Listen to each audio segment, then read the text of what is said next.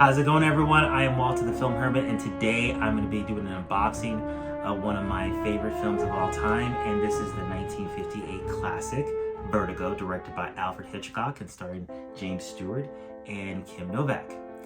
I didn't see this film in 1958, I'm not that old, but I did see it when it came out in the mid to late 90s. It was restored by Robert Harris, and I'm forgetting the name of the second person that did the restoration. I think it's right here in the Laserdisc. And restored by Robert Harris and James C. Katz. And actually, I still have the Laserdisc that came out in the mid-90s. I didn't get this in the 90s. I got this a little later on eBay because, like I said, it's one of my favorite films, and I love the fact that it had the original poster on it. And one of the big things about this release when it came out was that it was remastered. They scanned the film and they restored it, and they gave it a DTS soundtrack, which is like all the rage in the 90s. The first film that had a big DTS soundtrack was Jurassic Park. So I got this, and I just wanted to keep this for posterity because it's one of my favorite films, and it's cool to have a Laserdisc. One of the few Laserdiscs I have left, but like that has the original poster on it. So one of the reasons, now this is not the first time that this film came out on 4K disc. It actually was a part of the Hitchcock collection that came out about, I think it was about a year and a half ago that this set came out. This is a really good set. This one had Rear Window, it had Vertigo, it had Psycho, and the birds in it. This is a really, really good set. The only thing I didn't like about this, and Universal did this with the Monster set as well, it's got these little folders in here.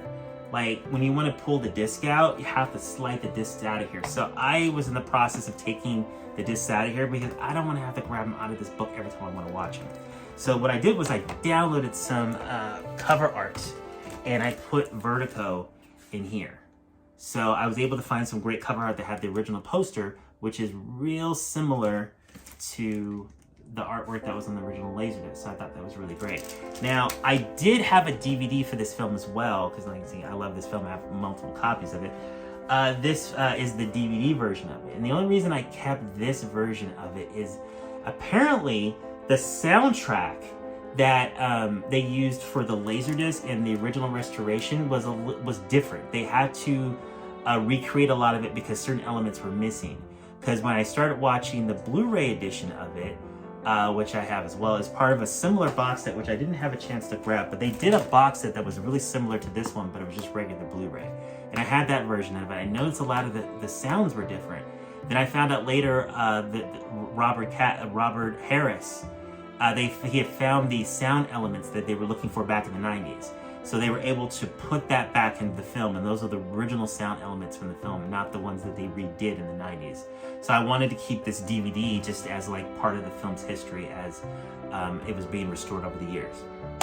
So a lot of people out there probably wouldn't watch a film from 1958, but you really should. This is a really great movie, and a lot of lists, a lot of people say that Citizen Kane is the best American film ever made, but I read also that some historians feel that like Vertigo is like the next runner-up, and maybe even passes Citizen Kane as the best film ever made. And but it's always been a personal favorite of mine ever since I watched it. Now, I've heard that when this movie came out in 1958, it wasn't all that popular. A lot of people didn't like it. It was probably, I think one person said it was the most personal film that Hitchcock ever made. So James Stewart plays a character called John Scotty Ferguson. And he is a retired detective, and he has vertigo. So there's a situation where he's chasing a criminal, he's on a roof, he falls off the roof, he's holding on for his life, and he has vertigo. He can't respond to the cop that's trying to pull him off the roof. The cop dies. So he's basically in a retirement. He doesn't want to do police work anymore. Well, he does want to do police work, but he doesn't want to be on a desk. He wants to be on the field, but he doesn't want to put anyone's life at risk. So he's got money, he's just kind of hanging out with his friends, and he just is trying to live his best life. Then an old friend comes back into his life, Elster, I think the character's name is, and he tells him that basically his young new wife is very mentally troubled, and then basically he's afraid that she's going to hurt herself. And he wants Scotty to follow her around. And first Scotty's thinking, what, is she cheating on you? I don't want to get involved in any of this. He's like, no, it's not that. It's like, I think she's mentally unstable.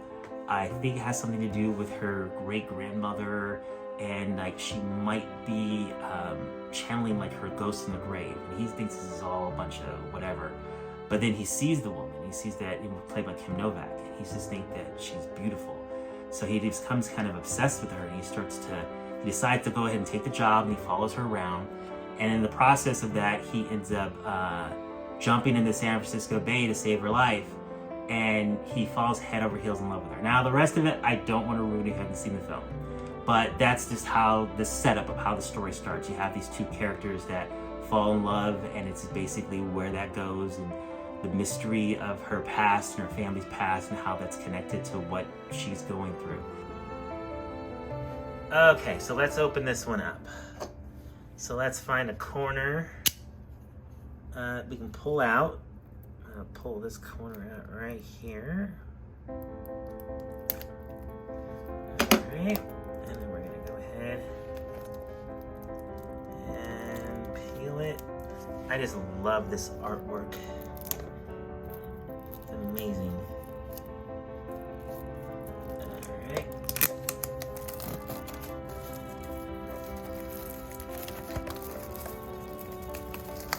Alright, so let's take a look. So we got the J card, limited edition steelbook. We'll see how limited it actually is.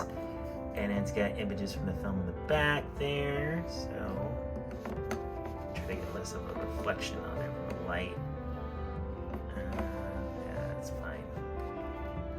Okay, and you guys want to see the steelbook. Let me get the digital copy out of here. One of the discs was loose. Looks like there's no damage. This is the front of it. Yeah, when I looked at the UK steelbooks, it looked like for some reason they didn't have the title on there. So there's no embossing or debossing, but it has the same it has the font and the title from the original poster and the art from the original poster, which is absolutely amazing. This is what I was looking everywhere for. So, like I said earlier, like as soon as this came up for pre-order, I pre-ordered it right away. And let's take a look at the spine. The spine there.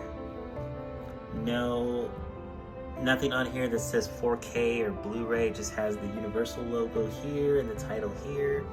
Here's the back of it, of Scotty carrying Madeline away from the bridge, and it's got the silhouette there of Alfred Hitchcock, and it's got his signature here. So let's take a look at the discs. Discs here. This is the same artwork that they used on the slipcover edition, and actually the original DVD of James Stewart.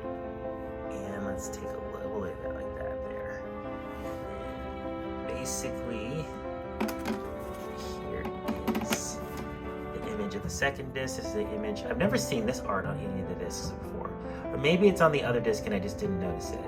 Because Universal usually doesn't put any art on their Blu-ray discs. I think this might be unique to the Hitchcock editions. Yeah, actually, I think it is.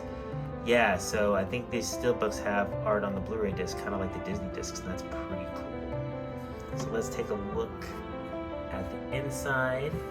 That's a picture of Kim Novak and Jimmy Stewart kissing towards the middle of the film. And the art goes from left to right. Let me see if I can get close up of that without the light reflecting on it. Just do that there. I kind of dip this over like this. Oh, dip it like that. Nope, no light's really gonna get into there.